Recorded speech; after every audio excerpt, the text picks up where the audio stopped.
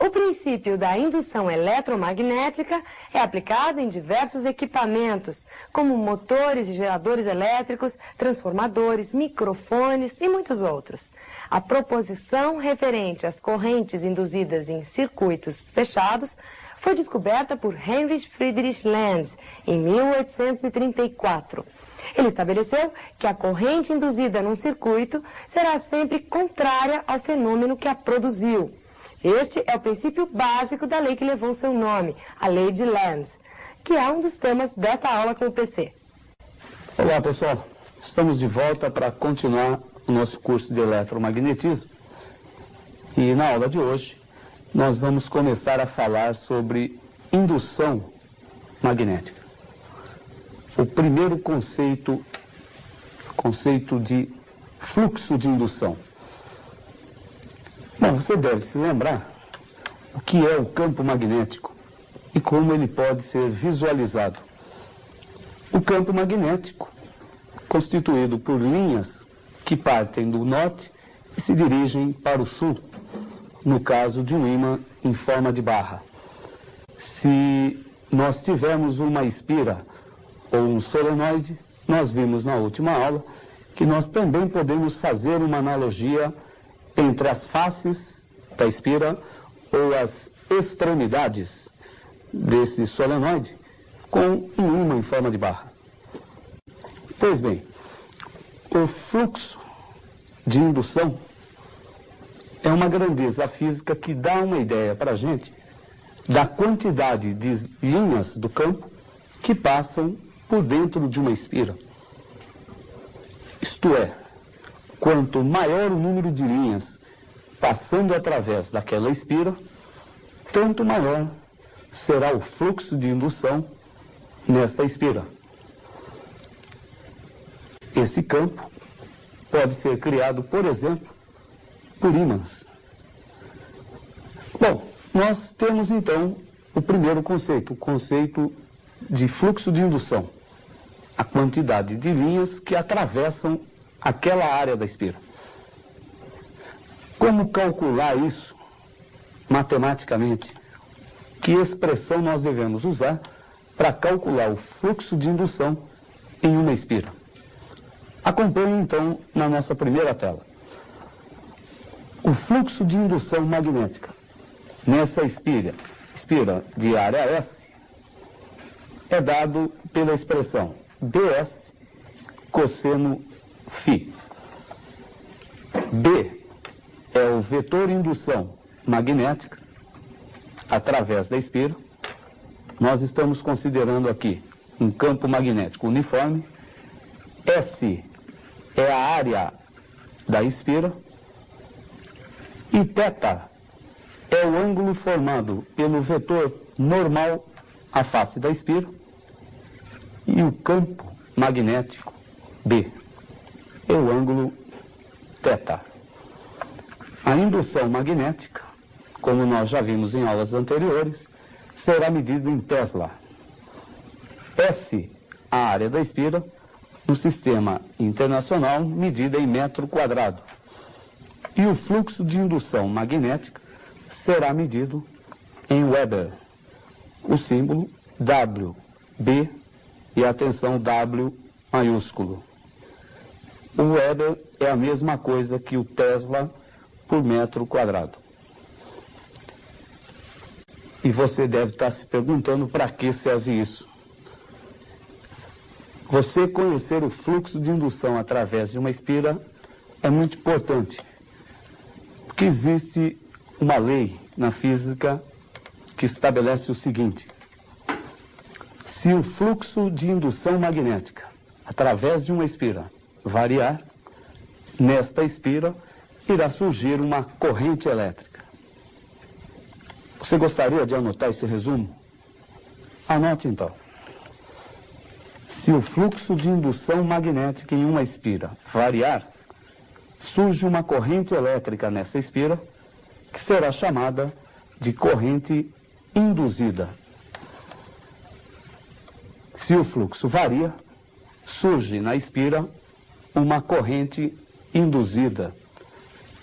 Esse princípio de funcionamento de vários tipos de geradores. Mas uma outra dúvida que surge: como nós podemos modificar o fluxo de indução através de uma espira? O fluxo é dado pela equação Bs cosseno θ. Nós podemos mudar o fluxo de 3 maneiras. Olhando para a equação do Bs cosseno θ, nós podemos modificar o fluxo, primeiro, variando o B, ou então variando o S, ou então variando aquele ângulo θ. De outra forma, nós podemos modificar o fluxo através de uma espira, mudando o campo magnético, modificando a área da espira ou modificando a sua posição. Fica mais fácil você visualizar isso através de uma figura. Acompanhe no nosso próxima figura como nós podemos modificar o fluxo de indução através de uma espira. Nesse primeiro quadro, nós temos uma espira retangular disposta entre os polos norte e sul de um ímã. Se esta espira girar, a quantidade de linhas que passarão através dela irá se modificar. Isto é, nós estaremos modificando o fluxo de indução através dela. Esse é o princípio de funcionamento de um dínamo. Você deve se lembrar que nós, na eletrodinâmica, vimos que o dínamo é um tipo de gerador que converte energia mecânica em energia elétrica. No nosso caso, a energia mecânica da rotação da espira está sendo convertida em energia elétrica, na forma da corrente elétrica induzida nessa espira. Na segunda figura, nós temos uma espira que está fixa e um ímã em forma de barra que está se movimentando. Observe que quando esse ímã se movimenta, a quantidade de linhas que passa através da área da espira sofre uma variação. Se nós aproximarmos o ímã, a quantidade de linhas que passam pela espira aumenta. Se nós afastássemos o ímã, a quantidade de linhas passando por dentro da espira iria diminuir. Então, até agora nós modificamos o θ e modificamos o B. Uma terceira maneira seria variarmos a área da espira. Note que nessa espira retangular, um dos seus lados é móvel. Quando ele se desloca lá para o fundo da figura, a área da espira aumenta e a quantidade de linhas que passam através dela também aumenta. Com isso, o fluxo de indução através da espira aumentou. Vimos então o que é o fluxo, como ele pode ser medido, Bs cosseno θ, e vimos o que acontece com a espira quando o fluxo de indução magnética através dela sofre uma variação.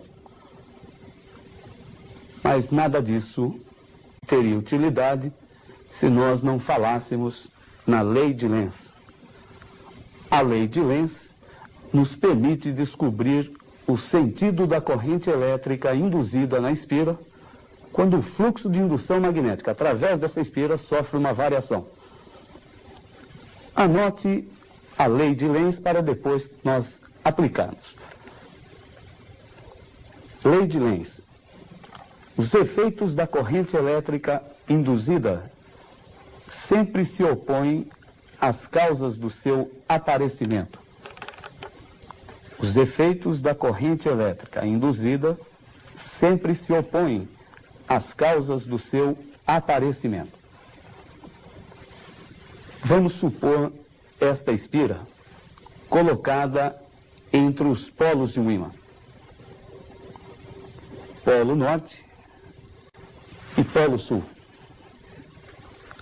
As linhas de indução do campo magnético estão passando através dessa espira.